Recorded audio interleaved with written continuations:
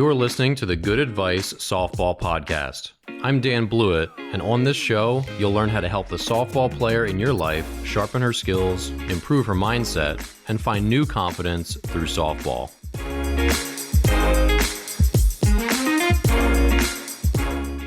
All right, welcome back to the Good Advice Softball Podcast. I'm your host, Dan Blewett, and on today's episode, we're going to cover two topics. Number one, majors in college. So this is something that doesn't get enough press, and I appreciate a parent recently suggesting this topic to me because, you know, where you go to school and what you major in has a major impact on your college athletic schedule.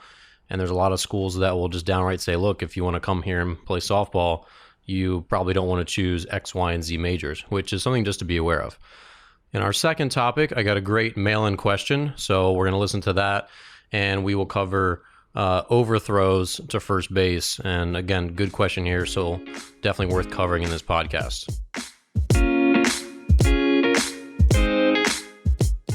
All right, so let's kick off with college majors. So the one thing to remember here is that, you know, the old NCAA anecdote that, you know, or I guess is a slogan that, you know, everyone's going to go pro in something. And for the vast majority of us, it's going to be in something other than sports, right? So even though they put it a little more succinctly than I just did, this is true in the vast majority of sports in general at the collegiate level. And it's even more true for female sports. Obviously, there still is the NPF, which is pro softball. There's a new league called Athletes Unlimited, which is still an upstart. So, you know, yet to be seen how long that lasts. But with these two options, most players, like the slogan goes, are going to go pro, you know, in a career. And that's obviously everyone's path at some point. So that being said, what they don't tell you a lot of times is with, you know, the rigors of Division I softball, and baseball falls in this category too, where they play just a lot of games, it makes it kind of difficult to have certain majors. So every school is going to be different. Every coach is going to be different. But here's the thing to know, that when you're programming out your college schedule, there are many majors that do lots of labs, where they have lots of collaborative work, or their higher level classes are just always in the afternoon, like they don't have morning classes. And so typically what happens when you get on campus, which happened to me and happens to pretty much everyone else, is that you have to make your schedule fit with your softball schedule, or of course, in my case, my baseball schedule. So what that typically means is it's, you know, you could probably guess this, but they say, hey, you know, don't schedule any classes from like, you know, 2 p.m. to 6 p.m., something like that. So obviously those are prime practice hours. And depending on the program, it could be, you know, even a longer time frame. So, but typically it's like that 2 to 6 window, right? And also depends on like transportation to your field. You know, most schools have their field on campus. Some don't, though. So it might require like a shuttle bus or something like that. Like I know, you know, there's a couple colleges that have that, where they have the off-site field. You know, like here in DC, most of the schools have their field off-site. So with all those different factors, you have to consider whether, you know, a major that's going to have all of your labs, like, you know, the sciences are typically a culprit here. If you have, you know, chemistry lab at 3:30, and that's going to be your life from junior and senior year on until you graduate, that's going to be a very incompatible major with playing a Division I sport, or even Division II sport, Division III sport, doesn't matter. And so all these things are important to understand. And this is the reason why a lot of players who maybe aren't as passionate about softball, or who are just more passionate and planning, rightly so, for their future academically, choose to say, hey, I'm rather going to go, you know, I'm going to go to a great D3 school instead of a D1 school. That way I can still have my fun and enjoy playing softball and still be serious about it. But at the same time, you know, I can put my academics first. And, you know, D3 schools have a lot less rigorous schedule compared to a D1, for example. Of course, there's many, many levels of college softball. There's D1, D2, D3. There's also varying levels of JUCO. There's NAIA. So there's lots of different levels, and they all have different rules. And every school is going to be different about where they prioritize athletics and otherwise. Now, I think this is slightly less the case with softball than perhaps some men's sports. But, you know, in some men's sports, and baseball is definitely one of them, you can arrive on campus and they'll tell you point blank, you cannot be a pre-med major and play baseball at this school. They'll just tell you that. Or you cannot be this major and play at this school. And of course, most of them will tell you that well in advance, so you make a decision with your eyes wide open, but some of them won't. And a lot of them will just maybe steer you to one major or the other. And this can be, again, a wake-up call for a lot of people, because if you go to a school and say, I'm going to take computer science, and you get there and like, yeah, you can't take computer science if you want to play softball. You're going to miss too many practices. Well, that's a big problem, isn't it? So these are all just good questions to think about, and obviously good questions to ask a coach on a recruiting visit, and just to try to be upfront with everyone. And just, and of course, here's the big thing. It's a shame to say, like, I'm going to, well, it's not a shame, but for a young athlete, you shouldn't have your life planned out already. If you know what you want to major in, that's wonderful. But many of us, myself included, did not. And many of us later on in life still don't know exactly what they want to do with the rest of their life. So that's another thing that's problematic. Whereas you might start off as a freshman and say, I'm going to be a journalism major, I'm going to be a sociology major or accounting major. And a year later, you might be like, I hate every bit of this, so I'm going to switch majors. How does that affect me? And it can be really tough to bounce back from that, or to catch up, where you might be like, crap, if I had done a different, if I had done this major that I'm choosing now as a freshman, then I wouldn't have had to take all these classes that are now conflicting with, with practice and with games. I mean, it's just difficult in general. I think you sometimes think of like the big sports like football or basketball. Obviously, football is not a women's sport at the varsity level, but I think you sometimes think of those as being like the most time crunching and rigorous, but really it is softball and baseball at the college level, because there's so many games. And obviously they have really long, very time inefficient pre-games. I used to laugh where our lacrosse team at my alma mater would show up. So on a Saturday, if we had a doubleheader, we would show up at like, 9 a.m. and we'd have like a 1 p.m. game, something like that. So we'd show up, we'd change, we'd report to the field at maybe 10. And baseball typically has a long pregame. And we would start our pregame, and lacrosse would show up after we got to the field starting our pregame. They would do their pregame, play their full game, and the entire place would clear out before we had started our game. So their entire pregame, game, and postgame fit within baseball's pregame. And of course, softball doesn't have quite as long of a pregame as baseball does, but it's still long compared to other sports. And obviously, you're playing lots and lots of games. The game schedule is way more than other sports. So with all that being said, it's hard to be a successful student at the college level. And this is why a lot of students will choose, their academics over their sport, if they're not just like crazy passionate about playing at the highest possible level that they can. So these are all just things to consider. And the major thing is something to definitely do some digging on. So if you really want to take biochemistry, if you really want to take one of these science heavy, which most of those classes, that it seems like always the sciences tend to have lots of labs and collaborative work that just can't really be, you can't take it on the road with you. You have to do it in person. A lot of those labs and science majors, they end up being very conflict heavy with your sport. So again, in case that's news to you, which it was news to my family when I got to college, of course, my majors did not conflict. I was undecided for most of my freshman year, and then I ended up choosing philosophy because I was like, I don't care about any of this, so philosophy seems kind of all right, so I'm going to choose philosophy. As it turned out, it was good for me, and I'm actually really thankful that I made that choice, even though it's sort of unbeknownst that it would be as good for me as it ended up being. But I think with especially the way the world's changing, and this is my last sentiment here with majors, the world's changing a lot.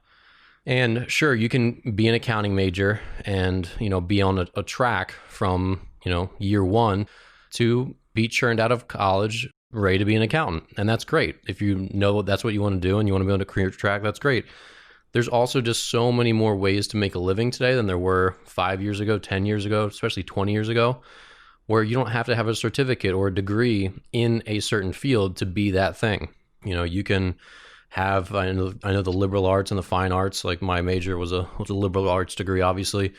Those majors are coming back because people are saying, I need employees that I can train well, who are quick on their feet, who are smart, who can make good decisions without being constantly supervised and told what to do. And a lot of those heavily thinking majors, like philosophy, are good for that. And I would put myself in that same bucket, that I think, I could be valuable to an employer in almost any discipline, if I was, leaving college right now, to make sensible decisions, write well, communicate well, and in general, just think critically on the job. And I think that's what most employers need. I know now that I have a couple of people working for me, that's the skill I desire most. So I would also urge parents and players not to totally sweat your major. Now, if you do want to be a doctor, if you do want to be a biochemist, if you do want to be a biologist, you obviously have to be on those tracks. So obviously there's not leeway in every single major. You can't side hustle your way into be a neuroscientist or whatever it is. So obviously there's a lot of different paths, and my advice is not going to apply to all majors and all career tracks. But again, it's a complex thing being a student athlete, and that really is what it is. You're not just an athlete, you're not just a student. The student athlete moniker is tough to maintain, and it's tough to get really good grades. And for the kids that do it, I mean, hats off to them. And this, again, just figuring out how your schedule fits with your major is just another aspect to consider.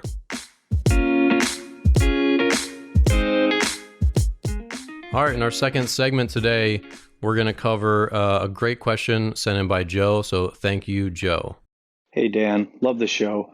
Wanted to ask a quick question regarding third baseman or shortstop throw to first. Do you have any suggestions or tips for throws that are continually over the first baseman's head? Any drills or anything that you would suggest doing technique-wise to get those throws down? Thanks a lot, man. Love the podcast. All right. So really good question. What is happening when a player is consistently overthrowing high over first base? So without seeing a specific player, these are the first two things that come to mind. So number one, you always use your torso to some extent when throwing. You do it a lot less so as an infielder, but the more momentum you have and the more you move your body towards your target, the more your torso, your upper body, will start to move towards your target. So as you release the throw, your chest will move towards first base and sort of have a lower angle towards first. So if you look at baseball pitchers as an example, when they release the ball, their body is at like a 45-degree angled lean towards home plate. Outfielders also have a pretty significant lean because they have so much momentum, and thus their upper body is moving. It's got momentum, and it's got to continue towards the target.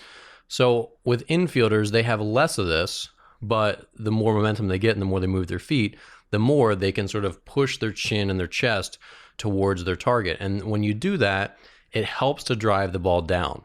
So one of the reasons the ball goes up is when players are standing straight up and down, because when they're standing straight up and down, they're not getting to use as much of their upper body and their glove side to sort of crunch them down and get on top of the ball. So the way we get on top of the ball when we're throwing is that we use our front side to pull down. And that means, obviously, if you're playing third or short, you're going to be a righty thrower.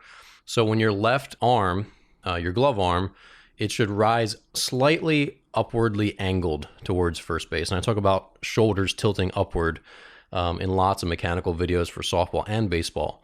So your shoulders need to be at the very least level or slightly uphill when you're about to make an overhand throw. And when you do that, then you can take your left arm, your glove arm, and you can sort of pull down and you sort of crunch your torso angled down. That's what helps getting your arm up, get your arm slot higher. So if you don't have that front side angled pulled down, you tend to go sidearm. And I have a bunch of YouTube videos that talk about that. So your front shoulder goes slightly upward, and then your glove arm crunches you down. And when you do that, it helps to sort of speed your arm up and get your hand above the ball. So when players are overthrowing, number one, and I always go back to this, if you look at the highest level players in the world, whether it's softball or baseball, the command tool, commanding your throws, having good control, throwing lots of strikes, it isn't purely mechanical.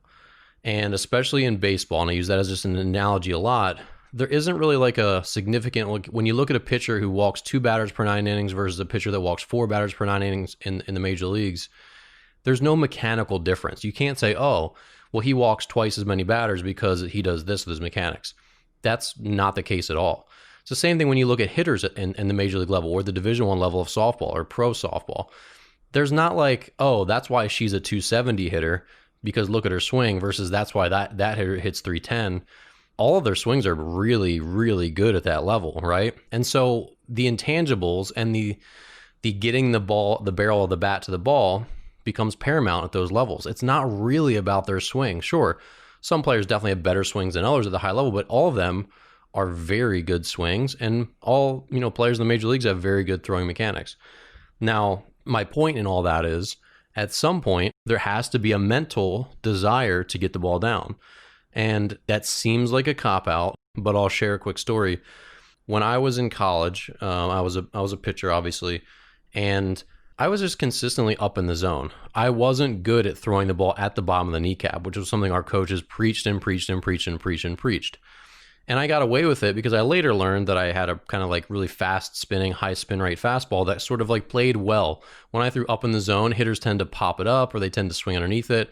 And I didn't get hurt very much up there. But the point was, I wasn't good at getting the ball down. And part of the reason I wasn't good at getting it down was because I was never getting really, really punished at doing it. And so fast forward many years, like 6 or 7 years, I'm coming back from elbow surgery and I'm in spring training with a team where probably half of the roster was former AAA and major league pitchers that had been released. They've been bounced out of the highest level for whatever reason. And I was in spring training amongst them coming back from surgery. And I watched the guy who was in the big leagues throw his bullpen right before me. And like literally every throw he made was just like pounding the bottom of the strike zone, just bop, bop, bop, fastball, just screaming downhill right below the catcher's kneecap. It's like he couldn't not throw it at the bottom of the kneecap. And as I watched this bullpen, I was like, I just got this, oh no. Because I knew for a fact that I'd never thrown a bullpen like that in my life. I'd throw some at the bottom of the knees, then I'd throw some right down the middle, I'd throw some at the chest. I just was all over the strike zone, and I always kind of got away with it. But at that moment, I was like, if I throw my normal bullpen, I'm going to stick out. I don't look like that guy. I can't do what he does. And so at that moment, I was like, I have to throw a bullpen this exact same way that he did. And the level of focus that I had in that bullpen was unlike any bullpen I'd ever thrown in my life, because it was if I don't throw the next pitch at the bottom of the kneecap, I'm getting cut. I'm getting sent home. That was my mindset. And it was a very real mindset. And so that bullpen, something like unlocked in my brain where I suddenly had a much deeper level of focus that I could now sort of access that I didn't have before, because I'd never been placed in a situation where I was like backed into a corner and I had to do a thing right that moment. And my point here is, and I'm going to get back to mechanics a little bit before we wrap, but a lot of young players, because I've worked with a lot of players, boys and girls, a lot of them, they think it's all about mechanics. They get the ball, they throw it, and it doesn't go where they want. And they were never really in the throw. They were just making a throw, but they were never really in the throw. Like they're not in tune with their body. They're not in tune with their mechanics. They don't really know what makes a ball go down. And I've had so many conversations with wide-eyed baseball pitchers on the mound who've just thrown 7 fastballs at head height without making any adjustment. And I walk out there, it's like, all right, you've just walked a guy on 4 pitches, and now you've thrown the next 3 all at eye level, just the same. And I'm like, what's going on? And they look at me bewildered, like, I just don't know where it's going. I don't know what to do. And that's that same thing sometimes with infielders. They can throw the ball, they can airmail it. And because they're not really in the moment when they make that throw, they don't know what happened, because it's almost like they weren't there, right? So imagine if you took a swing with your eyes closed and you missed. Pitch is coming, you close your eyes and you swing.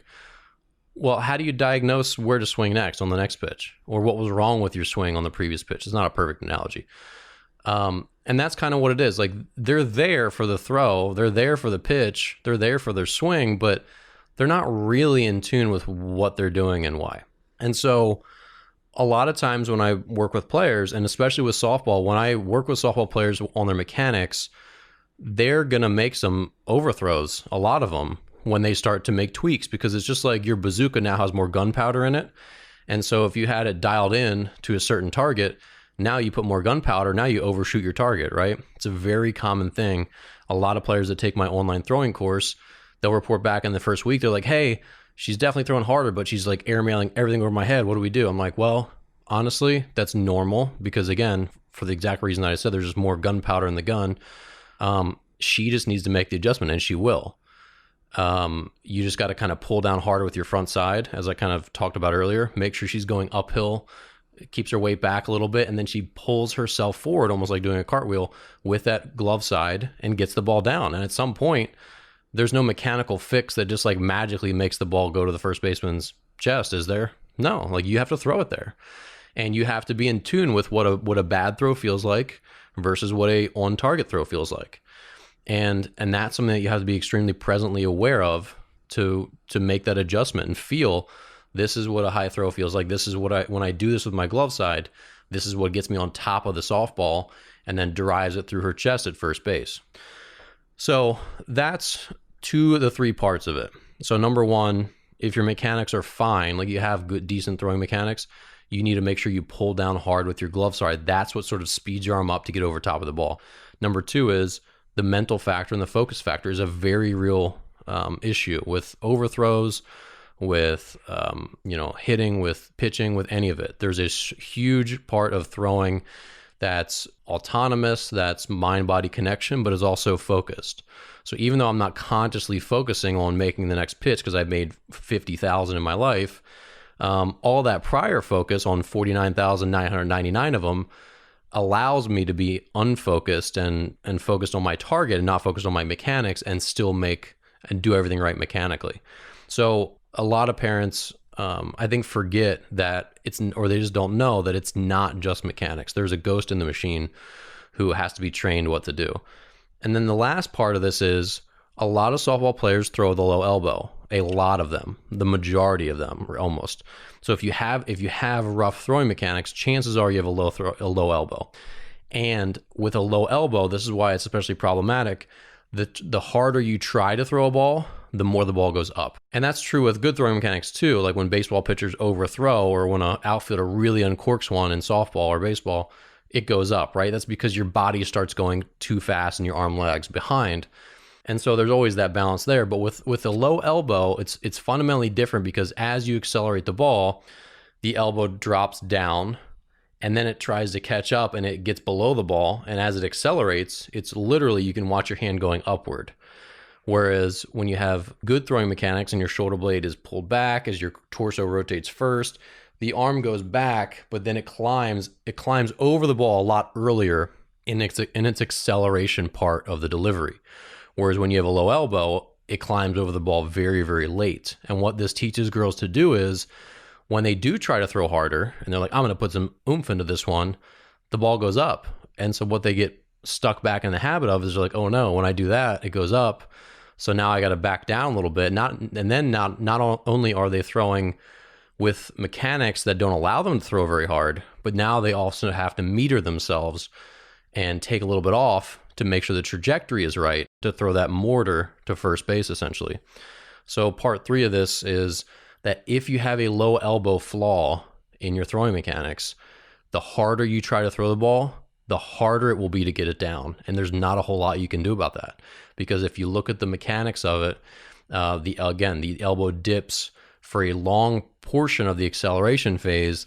And then as it starts to accelerate above the ball, it's very, very late. And it's just like the ball's gone at that point. And so it's going to have to go up. So that's the other part of it. But again, no matter what mechanics you have today, there's still, again, the ghost in the machine. You as an athlete can throw the ball to first base any darn way and get it there at their chest. And this is the same for a pitcher. You can throw, you watch infielders, they can throw on the run from any arm angle at any speed, running any direction. And it's phenomenal. It's such an athletic movement. And you say, well, how's that possible? It's because they just practice it a bunch and they don't let their mind get in the way and screw it up. And they've done enough where their body knows how to trajectory, and vector the ball in to first base. And so again, it's not just mechanics, and players can, if they're focused enough in practice, say, all right, I'm going to get this next ball down. Let's tinker. Let's pull my front side and see what happens. And then when they say, okay, that's the cause and effect. When I do this, I can actually get the ball down and still throw it hard. Then they've got to repeat, and practice. And then hopefully that becomes their new muscle memory and it's not an issue anymore. So, Joe, thanks for the question. That was a very good one. Hopefully that long diatribe made some sense. There's a lot of, I think this is what's frustrating for parents, is there's a lot of parts of the game that no one else can intervene with, that they just have to do it themselves. And again, going back to some of those mound visits I've had with baseball pitchers, It sucks for him. It sucks for me because I know full well that I can't fix him. There's no like mechanical thing. I'll give him a mechanical thing to try.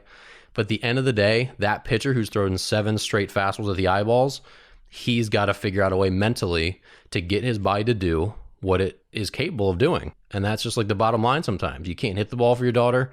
You can't throw the ball for your daughter.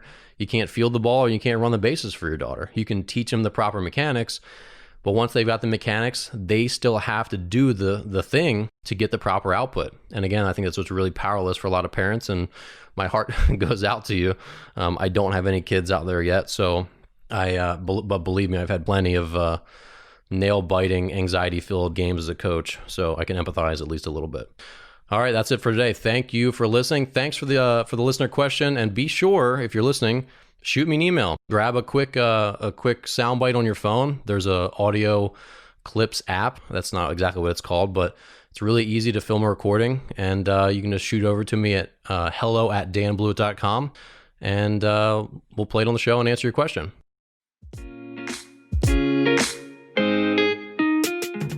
Well, that's all the good advice I've got for today. If you enjoy the show and would like to support me while also helping yourself, enroll today in one of my online softball courses. My She's Got a Cannon throwing courses come with pricing plans for any budget, and my Resolute Athlete mental skills course will help your daughter or team build the mindset of a champion. Enroll in any of my courses through the links in the show notes and save 20% with code GOODADVICE just for being a listener. Be sure to subscribe to my weekly email list, where you'll get updates on all my new videos and episodes. Nearly 4,000 people get my emails, and you should too. Sign up through the link in the show notes. Lastly, who do you know who can use some good advice? Please share this podcast with a friend, subscribe on iTunes, Spotify, or wherever you listen to podcasts, and subscribe to my Snap Softball YouTube channel, where you'll find this podcast and hundreds of softball instructional videos. Back when I was a player, I was always thankful for good coaches and good advice. I'm Dan Blewett, and I'll see you next time.